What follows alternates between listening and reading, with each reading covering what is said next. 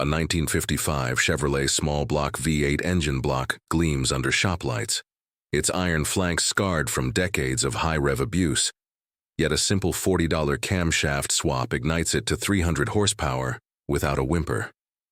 Meanwhile, a modern Corvette C8's electronic heart flatlines from a single unauthorized tune, demanding $10,000 in sensors and dealer codes just to breathe.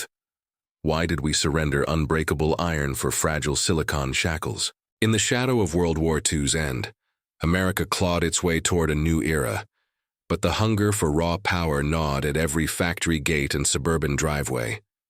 The Korean War had drained the nation, leaving scars on its youth and a post-war boom that promised mobility, but delivered gridlock for the working stiff. Ford's flatheads wheezed under hoods, trucks lumbered like oxen, and the average Joe dreamed of outrunning the daily grind. Chevrolet's chief engineer, Ed Cole, stared down this crisis in 1955. No half measures, no excuses. Failure meant ceding the road to competitors, stranding the everyman in mediocrity while Detroit's titans bled market share. Cole's team locked into a do-or-die mandate. Forge an engine that punched like a heavyweight, but cost like a six-pack, unleashing horsepower for the masses without bankrupting the assembly line. This wasn't luxury for the elite. It was liberation for the grease-stained hands rebuilding a nation on four wheels. Post-war rationing had taught brutal lessons. Parts had to multiply like rabbits. Repairs happen in garages, not ivory towers. Cole demanded a design where physics ruled, not patents or pedigrees, because one stalled semi on Route 66 could doom a family's fortune. The stakes burned hot: deliver mechanical freedom, or watch America crawl back into the Stone Age of motoring. Enter the Turbofire small block V8, a 265 cubic inch colossus born from sand-cast iron blocks weighing over 400 pounds, their thick walls shrugging off cylinder pressures that would pulverize lesser metals. Cole's genius sliced through complexity like a hot knife through lard. He ditched the ornate rocker shafts of yesteryear, those heavy friction-plagued beasts that sapped power and invited fatigue. Instead, he pioneered stamped steel rocker arms, feather light at mere ounces apiece, perched on simple ball studs pressed into the cylinder head. This wasn't finesse. It was brute alchemy. Each rocker, forged from high-carbon sheet steel, flexed just enough under valve spring pressures exceeding 300 pounds, yet returned to position with inertial precision, slashing reciprocating mass by half. The ball stud, a hardened steel pivot merely half an inch in diameter, endured millions of cycles through direct metal-to-metal contact, lubricated only by splash oil, no plastic bushings, no elastomeric dampers to soften the symphony of slams. Heat? The iron block dissipated 500 degrees Fahrenheit combustion spikes via massive water jackets channeling gallons per minute, while sodium-filled exhaust valves floated in their seats under 1/800 pounds per square inch of boost-equivalent fury. Inertia bowed to geometry. Short, stiff pushrods of chromoly steel transmitted cam lobe ramps with zero whip, allowing revs to climb past 6,000 RPM where rivals grenaded. And the secret sauce, the open architecture, meant interchangeability reigned supreme. A truck's crankshaft slotted into a Corvette's bay, headers from a sedan bolted to a hot rod. Physics alone dictated limits. Air intake gulped 500 cubic feet per minute, fuel atomized via simple carb jets, ignition sparked by points and coils anyone could gap with a feeler gauge. No computers to nanny the flames, no knock sensors to whimper at detonation. This engine embodied overbuilt Defiance, a 10-to-1 safety factor on every bearing, main caps torqued to 100 foot-pounds, con rods machined from drop-forged steel enduring 10,000 pounds of tensile load. Sensory reality hammered it home. The block's 150-pound cylinder heads clamped with 18 bolts apiece, generating clamp loads that laughed at head gasket blowouts, while the flywheel's 50-pound inertia smoothed torque pulses from zero to redline. Cole's crew tested it in hellish dyno cells, where oil temperatures hit 280 degrees and bearings spun dry for hours, emerging unscathed because mass and metallurgy trumped all. This was engineering as warfare. Conquer friction, tame heat, harness inertia, and arm the proletariat with power that scaled with sweat equity. But liberty demanded blood. Foundry men shoveled molten iron at 2,700 degrees Fahrenheit, their faces blackened by coke fumes, lungs scarred from silica dust that turned breaths to gravel. Machinists wrestled 500-pound castings onto bridge ports, fingers crushed in vices, arms vibrating numb from 8-hour mills chewing through cylinder bores at 200 surface feet per minute. Assembly warriors torqued rods in sweltering bays where oil misters slicked the air, heat exhaustion felling shifts as summer temps crested 110 degrees amid the roar of air hammers. Valve grinders faced the bends from compressed air tools, nerves frayed by the whine-piercing 120 decibels, while hot rod kids in driveways later risked mangled knuckles on timing chains or blown eardrums from backfires. Amputation stalked the unwary. A slipped flywheel pin could shear fingers clean. Yet they persisted, because this V8 wasn't a product. It was a pact with progress, sealed in calluses and cautionary scars. Fast forward 7 decades, and that same 265 awakens in a barn-find Chevy with the legendary Duntov 097 camshaft, $40 in $1955, a flat tappet grind with 400-inch lift and 292 degrees duration, transforming grocery hauler torque into quarter-mile fury. It revs clean, idles lumpy, devours 12-second runs without shedding a piston, its iron heart indifferent to the calendar.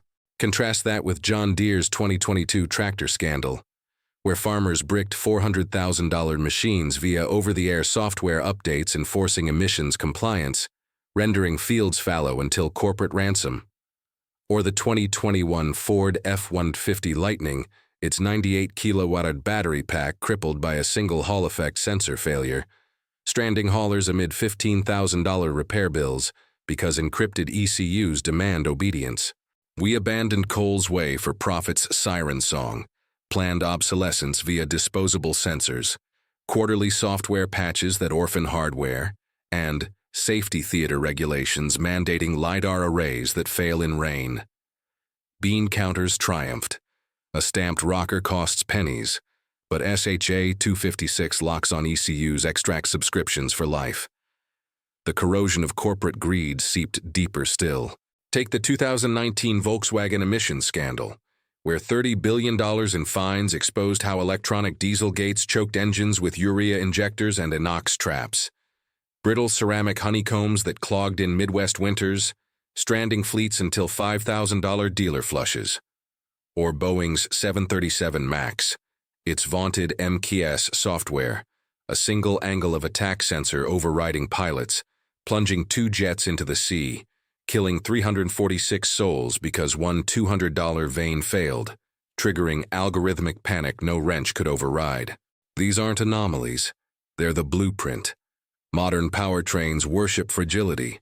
Carbon fiber conrods snap under half the load of forged steel.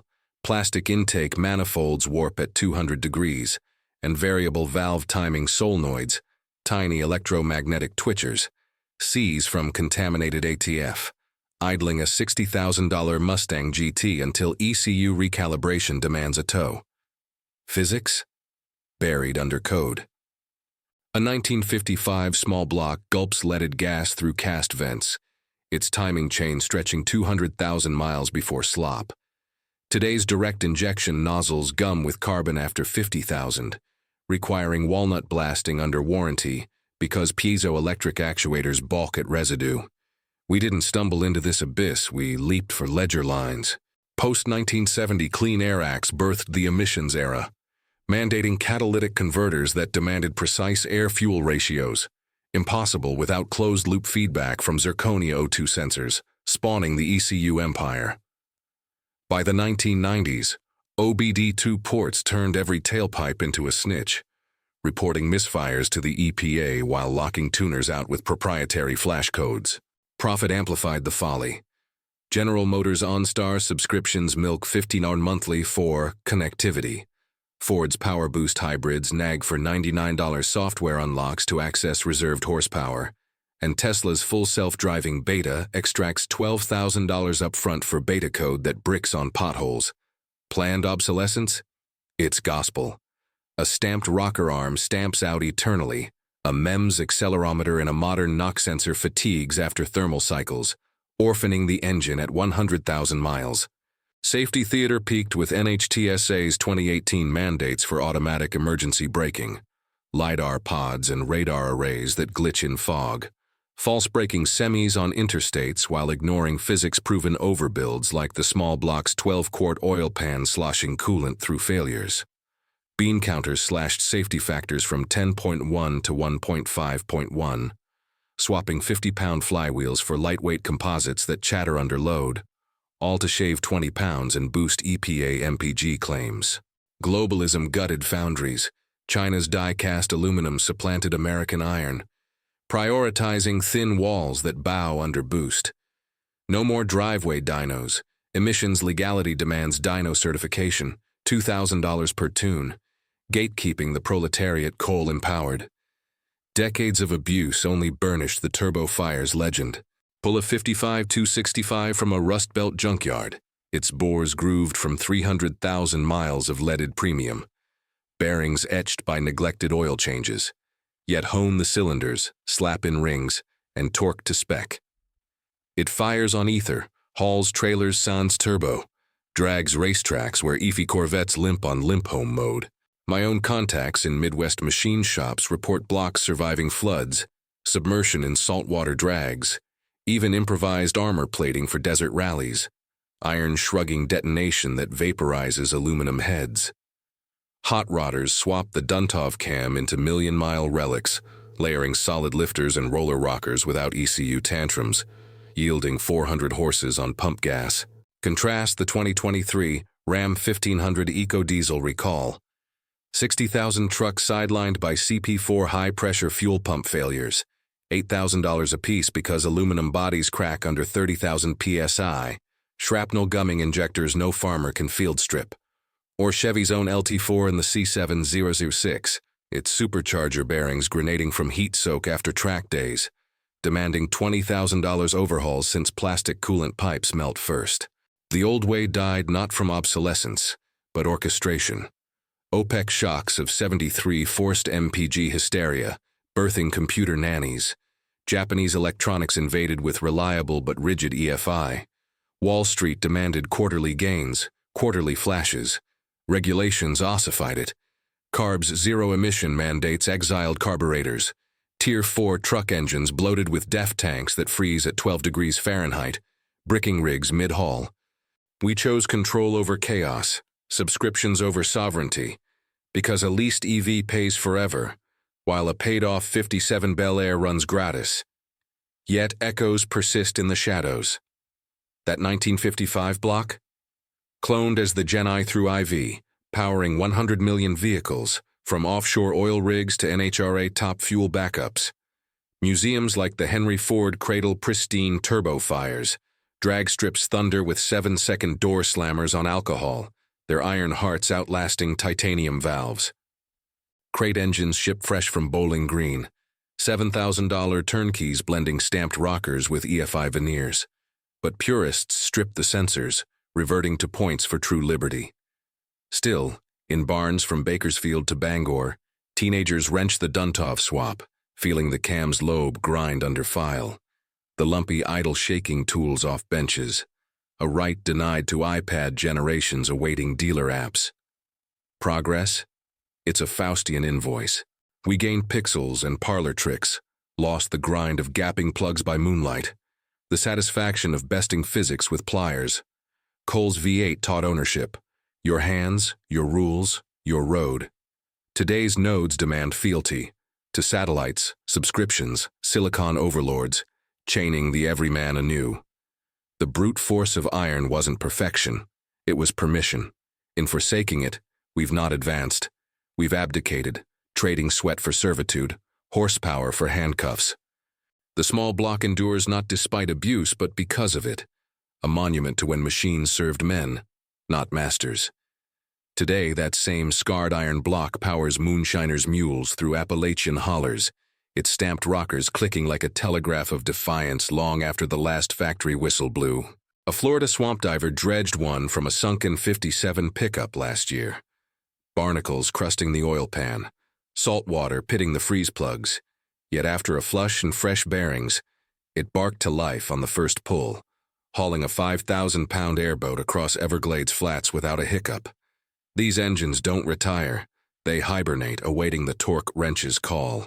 Meanwhile, Tesla's Cybertruck recall in 2024 sidelined 46,000 units because accelerator pedals, plastic clips jamming under torque, risked unintended launches, a $2 million design blunder demanding nationwide dealer swaps since overmolded composites deform at 150 degrees.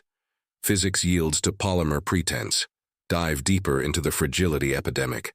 Consider Cummins' 6.7L in the 23 Ram HD trucks, selective catalytic reduction systems, bloated with 40 pounds of urea solution, crystallized below 20 degrees Fahrenheit, spiking back pressure to 50 psi and hydro-locking cylinders until $4,000 purges.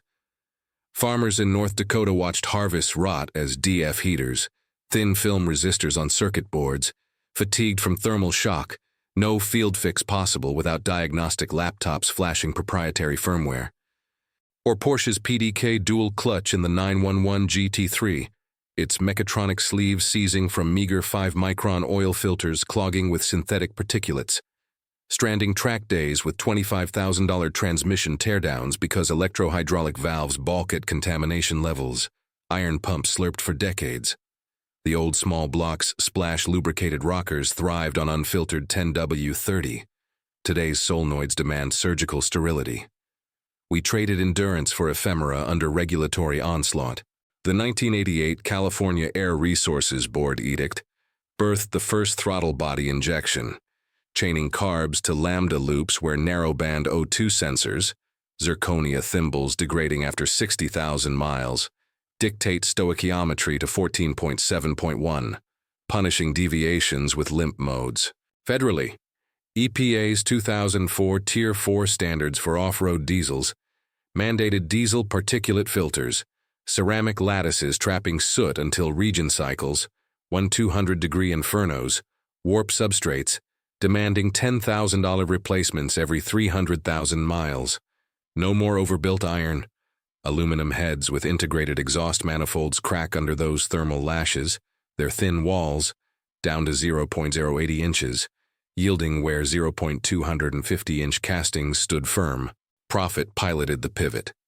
Magna International's just-in-time aluminum castings shave 100 pounds per block, boosting resale efficiency scores while externalizing repair costs to owners via warranty voids on modifications. Safety theater sealed the tomb. NHTSA's 2012 stability control mandate embedded yaw sensors, MEMS gyroscopes prone to solder joint fatigue, and ABS modulators that pulse brakes on gravel, fishtailing pickups engineered for mud. Yet when physics demands grip, like a 55 Chevy sliding through snow on bias plies, the driver's seat of pants feel Trump's algorithms glitching on Crown Vics. Post-Granholm V healed in 2005. Direct sales loopholes let Tesla verticalize, fusing hardware to software subscriptions. Your $100,000 Model S revokes Sentry mode if payments lapse. Cameras blinded until Venmo compliance. Bean counters at Stellantis boast connected services, netting $300 annual per vehicle. A lifetime small block subscription? $0, infinite autonomy. Global supply chains accelerated the atrophy. UAW strikes in 98 shuttered iron foundries, outsourcing to Mexico's thin-walled die-cast lines where porosity plagues bores, necessitating plasma spray coatings that delaminate under boost. Chinese rare earth magnets in alternators, neodymium brittle at 300 degrees, demagnetize in hot climates, orphaning charging systems no shade tree electrician rebuilds without oscilloscopes. The 2022 semiconductor famine bricked 1.5 million GM trucks, ECUs starved of Taiwan TSMC chips enforcing throttle-by-wire nanny states. Cole's engine ran San semiconductors, today's demand geopolitical fealty. Now, behold the legacy that turbofire lineage endures in Defiance. GM's LS family, spiritual heirs with iron blocks optional, Propel 40 million miles daily in swaps, from LS1 Corvettes terrorizing drag strips to LS3 swapped Fox Mustangs, outgunning Hellcats on nitromethane. The original 265, revived in aftermarket crates from Blueprint engines, $6,500 assemblies bolting into 29 Model A's, or C10 trucks, their ball-stud rockers unchanged since Eisenhower. Peterson Automotive Museum displays a gold-plated 55 prototype, valves gleaming beside Ed Cole's blueprints, while in Ohio barns, LS swaps breathe through Holly carbs, sensors excised for purity.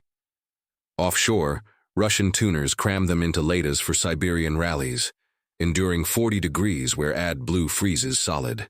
Even NASA nods. Small block derivatives powered Apollo recovery cranes, their inertia smoothing helicopter slings. Racetracks immortalize it. At Bonneville, salt flat land speeders push 800-inch strokers to 250 mph, stamped rockers fluttering at 9,000 RPM, con rods forged like Cole commanded. NHRA stock eliminators run factory-fresh 350s, idling through tech with points ignitions, untethered from data logs. Hot rod gatherings from SEMA to back to the 50s showcase driveway legends. A 56 Nomad with Duntov cam, Duro 60 over bore, headers bellowing unfiltered fury, outlasting carbon ceramic brakes that glaze at half the heat.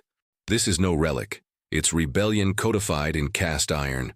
Progress exacted its toll, not in rust, but in relinquished reins. We bartered mechanical sovereignty for metric mandates, wrench freedom for wireless whips, the satisfying clack of a ball stud for the sterile ping of a Bluetooth pair. Cole's creation whispered to every grease monkey, "Command the machine, master the miles." Modern marauders murmur obedience, update or immobilize. The true cost? A generation adrift, scrolling diagnostics instead of dialing timing lights, leasing velocity instead of owning velocity. Iron's inertia wasn't mere mass. It was momentum, propelling souls forward on self-forged paths. In silicon's shadow, we've not evolved. We've enlisted, horsepower handcuffed to the cloud, the everyman's engine entombed in enterprise. The small block V8 lingers as indictment, when brute force built brotherhood before bytes bred bondage.